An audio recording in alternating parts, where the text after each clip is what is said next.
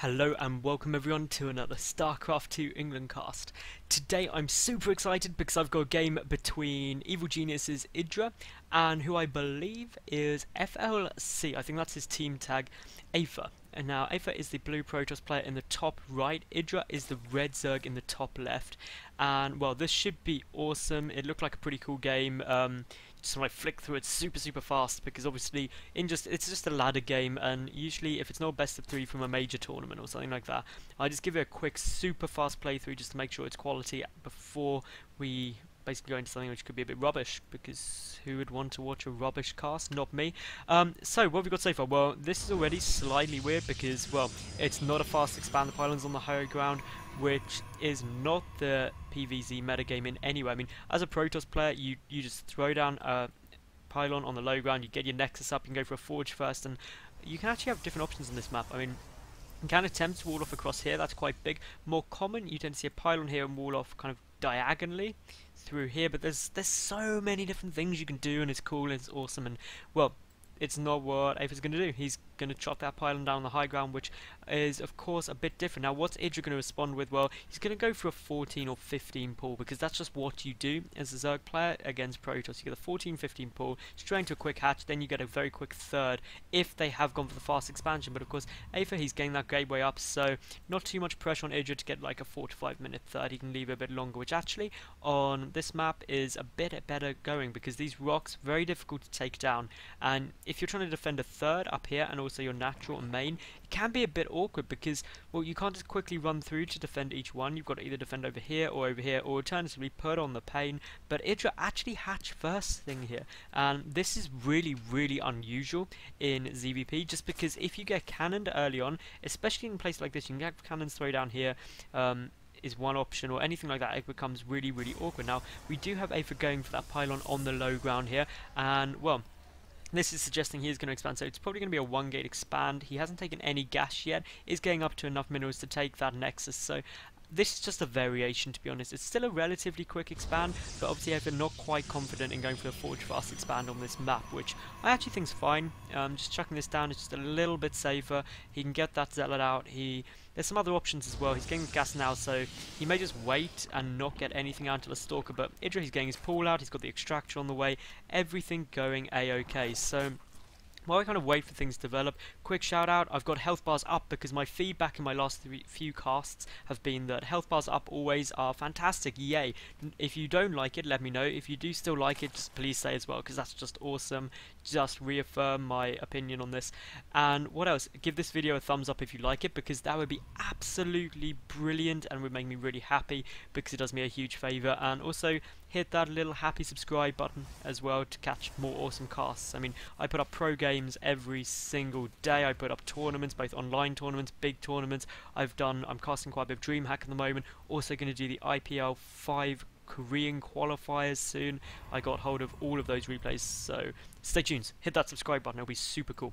Anyway, so we've got the Forge coming down, we've got the Nexus about to finish up here, and a second gateway adding on for EIFER. And meanwhile on EGIdRA's side, we've got that speed on the way. Drone's out of gas now, so that suggests that he's going to try and get a third base up slightly quicker, but wanted that speed for defensive purposes, so everything pretty good. Now EIFER, oh wait, Blizz allows these positions, so clearly EIFER is a little bit confused that they're close by, obviously thinking that it's forced cross spawn or something, but nope. Unfortunately, when on Blizzard maps you can have most spawn positions, apart from a couple of maps you can't.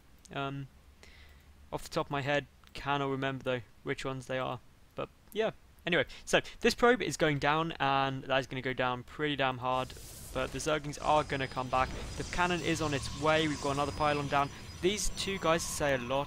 I mean, the Zealots there completing the world off, and we've also got a sentry coming up. That's a more defensive stance generally. The second and third and fourth gas are all coming down. It's just getting his third up quite nicely. He's sending quite a few more Zerglings over, but to be honest, he's not put anything else back in gas, so he's got no Banelings, no Roaches, and essentially these Zerglings are going to clear out these rocks just to make the defense of the third easier. He's got 2 scouting Zerglings at the front. I love this. Absolutely fantastic. Meanwhile, EightFR, he's in a good spot. He's getting his 4th gas up. He's also getting the +1 as well as warp gate tech, and he's got that robotics facility coming out. He's chrono boosting on these Nexus still though, and that says a lot because the chrono boosts are coming out on the Nexus. It basically means that he's going for economy. He's not going for any kind of timing push. He's not trying to rush out that +1. Although having said that, he is now literally just getting that chrono boost down there. EGIdrA getting up that Roach one. The only thing missing at the moment is, well, he's got his 3rd up. He's getting his 3rd gas now. The one thing I would say is missing is the Evo chamber, and purely because if you get a Roach one, get an Evo chamber at the same time. But having said that, there goes EGIdrA with that Evo chamber. It's just because at about 7 minutes 30 is ideally when you want that up, ready to throw down spore crawlers in case there's any airplay hitting super quick. But currently what we've got 3 more gateways adding on that, taking up to 5 gate robo. That is actually pretty fun and is really effective. The interesting thing is EightFR, he's going for that immortal as opposed to an observer first, and that's something you see less often because generally you'll see Protoss players favour getting the extra scouting information essentially, but clearly EightFR, he may just be going for a timing push of some kind, maybe a 2 immortal push with a lot of sentries, which can be really crazy. Burn. Again, only time will tell. EGIdrA, meanwhile, he's got his lair about to finish up. He's getting that +1 carapace, and, well, roaches are coming out now, so he's getting ready to be defensive. Creep spread, actually quite good. In all fairness, the bases are joined up, and he's got 2 tumors to move across the map, so by about kind of 10 minutes, he's going to be a good position across if he keeps that up. Injects all good. We've got Warp Prism coming out, so this is actually going to be a really potent push. Really like the timing of this. The double immortal really wrecks roaches effectively. The sentries really help against the zerglings, and again some stalkers adding in here. We'll probably see only stalkers added now. The warp prism again will help massively in terms of reinforcements. Also some drop players available. We've got blink coming out as well as the +2, so actually maybe EightFR is not going to be going for a push now, but we'll wait and see. EGIdrA on the other hand, well, he's getting that roach speed, which of course is essential to dealing with the kind of mid-game Protoss army, and he's got that +1 carapace about half done, which is of course Zerg ground armor.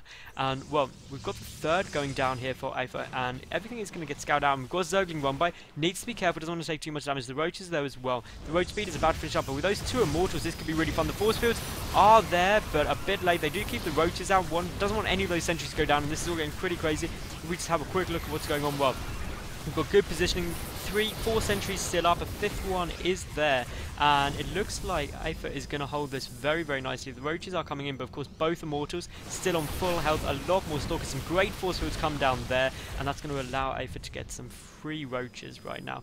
And well, these warpins, they're still coming. The +2 getting chrono boosted out. Blink is nearly done. That's going to be very effective. We've also got this warp prism ready for additional warpins. Some good force fields just consistently coming here, preventing those roaches engaging effectively against this Protoss ball. And well, the immortals, they're coming out. Nothing coming out of this robotics facility anymore though. Meanwhile, behind this, EGIdrA getting the +1 missile attack, also streaming in a lot of zerglings. I mean, if we look at the income, he's only up at, well, 49 drones. That is really surprising. He's decided to completely cut. EGIdrA not really macroing up, which is so standard, coming for a slightly earlier push timing.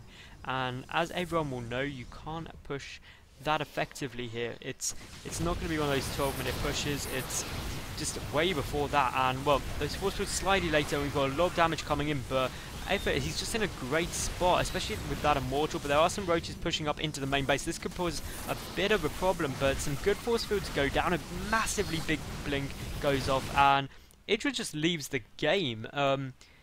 So this is pretty crazy. I mean, if we just go back like literally 5 seconds, well 10 seconds rather, EGIdrA leaving the game here without GG is pretty cheap, to be honest, in my opinion. Sometimes if he gets cheese, I understand it, but EGIdrA went for the all-in, and EightFR's just held this really nicely. He played safe, he played methodical, he's got his 3rd base up, he had some good force fields, and EGIdrA, his push failed, so who knows. But anyway, thank you very much for watching this game. It was all good fun. If you did enjoy it, as I said, thumbs up would be awesome. Subscribe, there should be a link at the top. More awesome casts are on the right as well. That links you to my channel to check out some more of these cool games. So most importantly though, thank you very much for watching, and I hope you did enjoy. Bye for now.